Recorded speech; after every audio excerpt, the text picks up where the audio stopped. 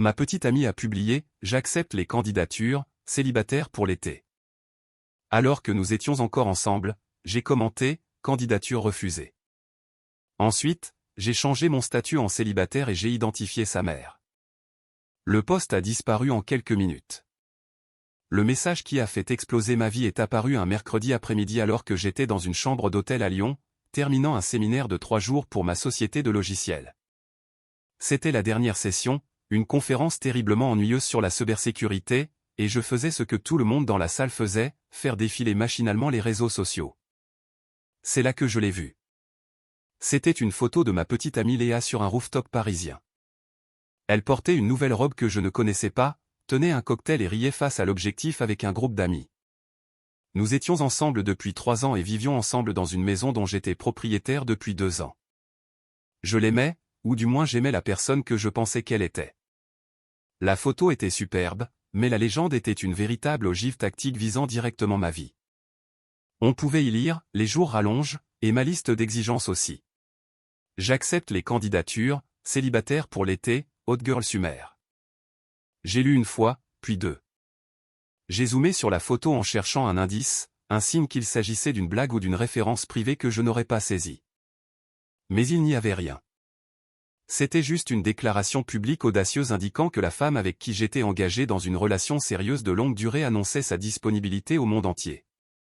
Alors que j'étais à l'autre bout de la France pour le travail, une chose étrange s'est produite. Je n'ai pas ressenti de bouffée de colère ni de vague de tristesse écrasante. J'ai senti une froideur profonde, presque chirurgicale, m'envahir. C'était le même sentiment que j'éprouve au travail lorsqu'un serveur plante et que tout le monde panique. Le chaos s'efface et tout ce que je vois, c'est le problème, le code et les étapes logiques et précises nécessaires pour le corriger. Le poste de Léa n'était pas un appel à l'aide ou une blague. C'était une faille dans le système d'exploitation de ma vie, et mon travail consistait à installer un correctif définitif. Je ne l'ai pas appelé. Je ne lui ai pas envoyé de message. J'ai simplement agi. Mes doigts bougeaient avec une détermination calme et délibérée. Je suis allé sur sa publication, qui accumulait déjà des mentions, j'aime, et des commentaires de dragueurs que je n'avais jamais vus. J'ai tapé mon propre commentaire, court et brutalement efficace, candidature refusée. J'ai cliqué sur publier. Ensuite, je suis allé sur mon propre profil. Mon statut indiquait, en couple avec Léa Petit, depuis 3 ans. J'ai cliqué sur modifier, j'ai fait défiler, j'ai sélectionné, célibataire, et j'ai enregistré les modifications. Mais je n'avais pas fini. Je savais que rompre ne suffisait pas.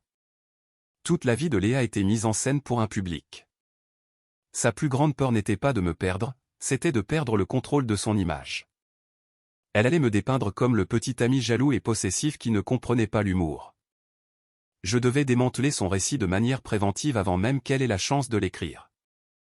J'ai trouvé une photo sur mon téléphone prise le premier jour de mon séminaire, une photo de moi et de mes collègues lors d'un dîner gastronomique. J'avais l'air heureux, professionnel, totalement ignorant que ma relation était en train d'être dissoute publiquement à des centaines de kilomètres de là.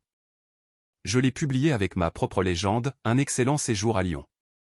De grandes choses se profilent à l'horizon. De plus, je suis ravi de commencer un nouveau chapitre de ma vie personnelle. Parfois, on ne réalise pas qu'on est célibataire avant que les réseaux sociaux ne nous le disent. Hâte de vivre mon propre été de liberté. Et puis, la frappe chirurgicale finale, j'ai identifié sa mère. La mère de Léa, Catherine, est une femme douce et très traditionnelle qui croit que les apparences sont primordiales. Elle est responsable du comité paroissial de son quartier. Ses plus grandes joies dans la vie sont ses roses primées et sa conviction que sa fille entretenait une relation stable et respectable avec un homme bien. L'identifier revenait à lancer un missile de précision au cœur du système de soutien de Léa. J'ai posé mon téléphone sur la table de chevet de l'hôtel. L'orateur du séminaire continuait de monologuer sur les pare-feux.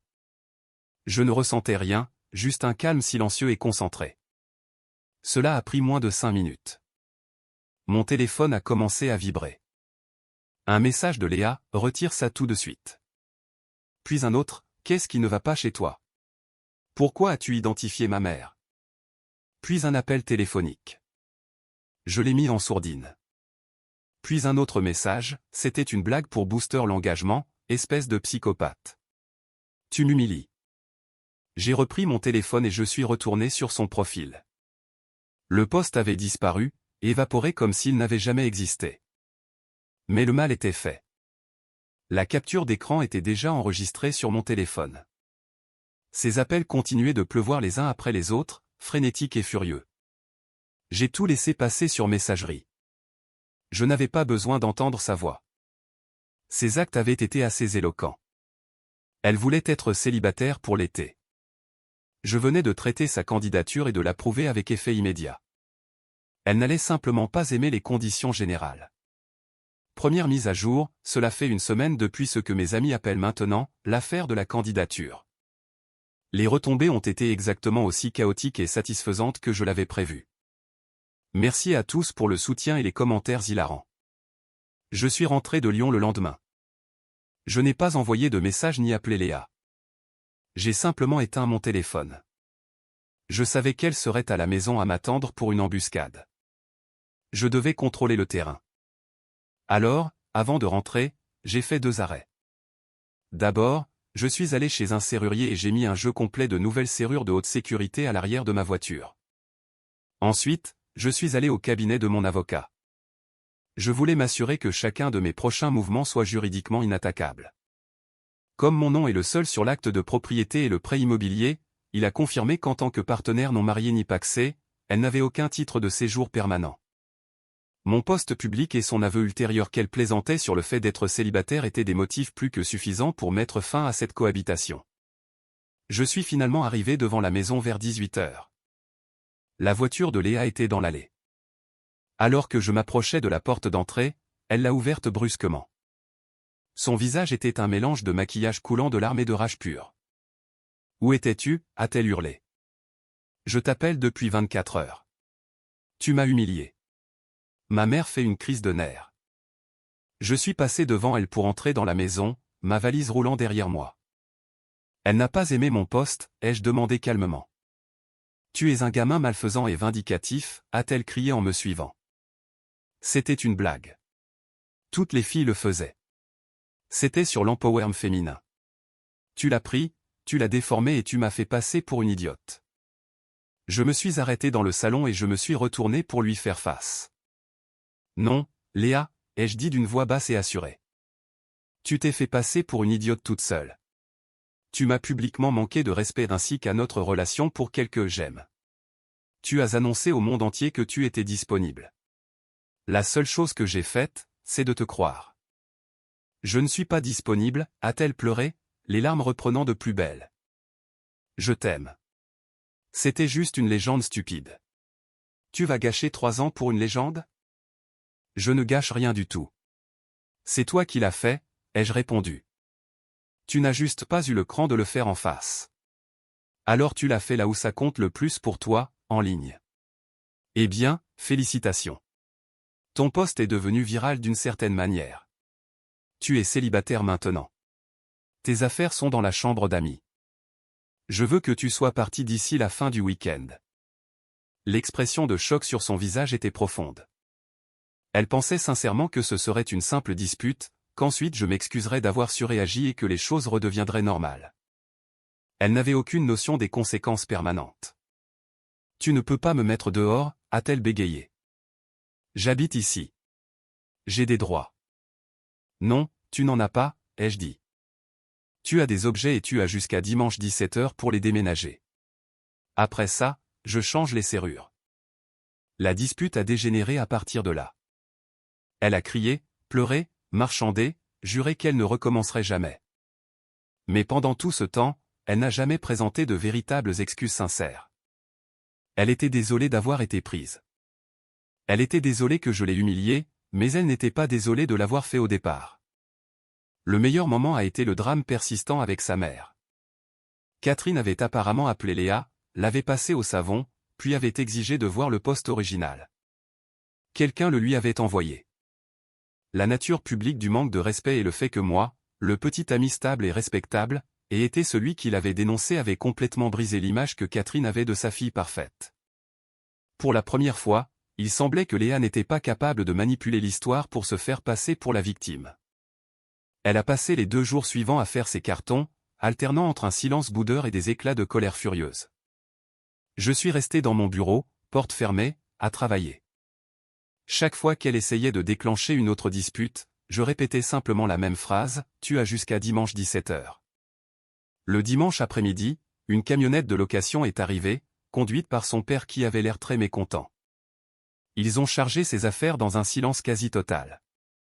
Au moment de partir, elle a tenté une dernière carte désespérée. « Alors c'est tout » a-t-elle dit, la voix chargée d'une fausse émotion. « Tu me jettes comme ça ? Et notre voyage en Grèce cet été ? » Ah, oui, le voyage. 3 semaines de saut d'île en île que nous planifions depuis 1 an. Un voyage que j'avais déjà payé en totalité. Non remboursable. Ne t'en fais pas pour ça, ai-je dit. Je m'en suis déjà occupé. Elle a cru que c'était un signe d'espoir. Un petit sourire suffisant a effleuré ses lèvres. Elle pensait que j'allais l'annuler ou peut-être même la supplier de venir quand même. Elle n'en avait aucune idée. Mon meilleur ami, Thomas, un gars qui me répétait depuis 1 an que Léa n'était pas quelqu'un de bien, avait déjà libéré son emploi du temps. Sa candidature pour un partenaire de voyage estival avait été approuvée.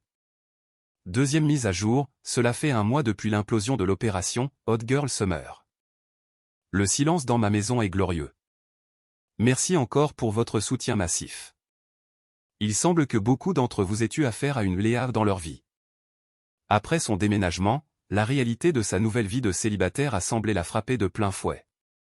Elle est retournée vivre chez ses parents, dans sa chambre d'enfant. Ses tentatives pour reprendre le contrôle de son image en ligne ont été un désastre total. Elle a essayé de publier une vidéo vague et larmoyante sur les relations toxiques et les hommes qui ne supportent pas les femmes fortes et indépendantes.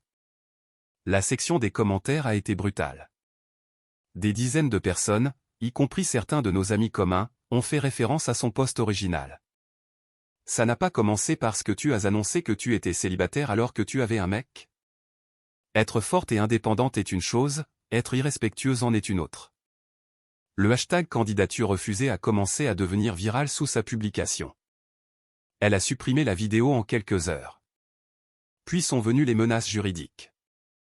J'ai reçu une lettre d'un avocat qu'elle avait réussi à engager. C'était un chef-d'œuvre de prétention délirante. On y affirmait que j'avais commis une diffamation publique en commentant son post et en identifiant sa mère. On exigeait des excuses publiques et un dédommagement de 50 000 € pour préjudice moral et atteinte à son image de marque. J'ai transféré la lettre à mon propre avocat. Il a littéralement ri au téléphone. Nous avons renvoyé une réponse très simple. Elle incluait une copie de l'acte de propriété de ma maison, une capture d'écran de son post original, célibataire pour l'été, et une note polie expliquant que la vérité est une défense absolue contre la diffamation.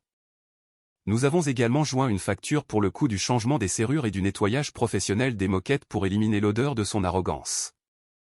Nous n'avons plus jamais entendu parler de cet avocat.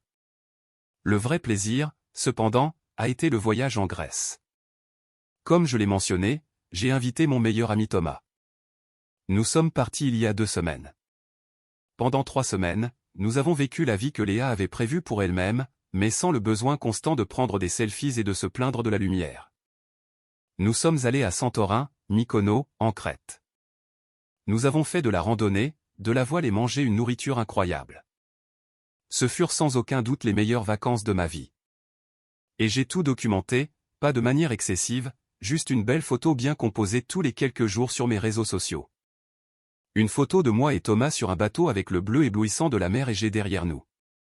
Une photo de nous deux au restaurant riant devant une bouteille de vin blanc. Une photo de la vue depuis notre hôtel à Santorin, celui qu'elle avait passé des mois à choisir. Mes légendes étaient simples et positives, en train de créer des souvenirs inoubliables. La Grèce est un petit coin de paradis. Tellement reconnaissant pour les bons amis et les nouvelles aventures. Je ne l'ai jamais mentionné. Je n'ai jamais fait référence à la rupture, mais je n'avais pas besoin de le faire. Chacun de nos amis communs, et j'en suis sur Léa elle-même, ont vu ses posts. Ils m'ont vu exactement aux endroits dont elle rêvait, m'amusant comme jamais avec quelqu'un d'autre. Je ne faisais pas que survivre à la rupture, je m'épanouissais malgré elle. J'avais pris l'avenir qu'elle avait jeté et j'en profitais sans elle. Les nouvelles du pays me sont parvenues par des amis.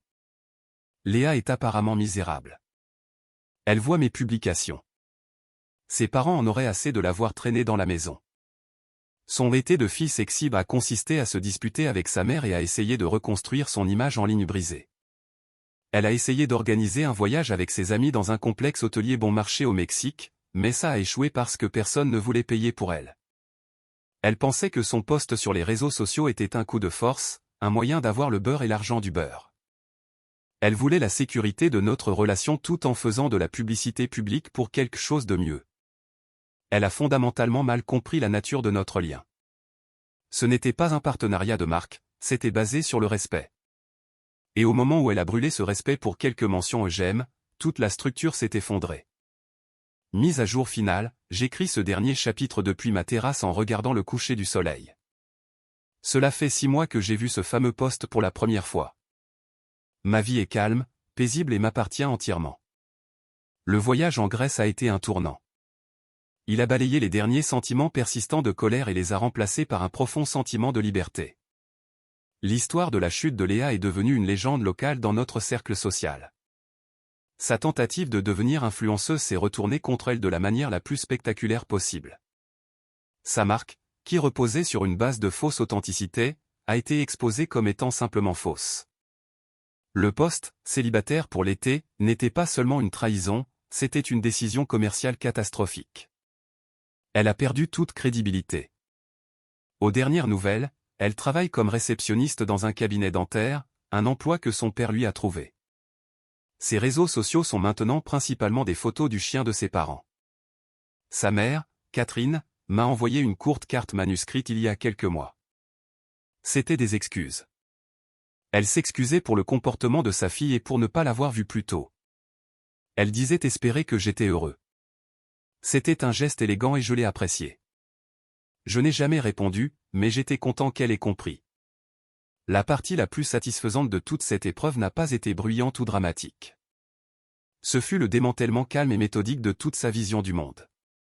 Léa croyait que son personnage en ligne avait plus de valeur que notre relation réelle. Elle croyait qu'elle pouvait contrôler le récit, qu'elle pouvait faire un spectacle public de notre couple sans conséquence. Ma vengeance a simplement consisté à la prendre au mot et à appliquer des conséquences du monde réel à ses actions numériques.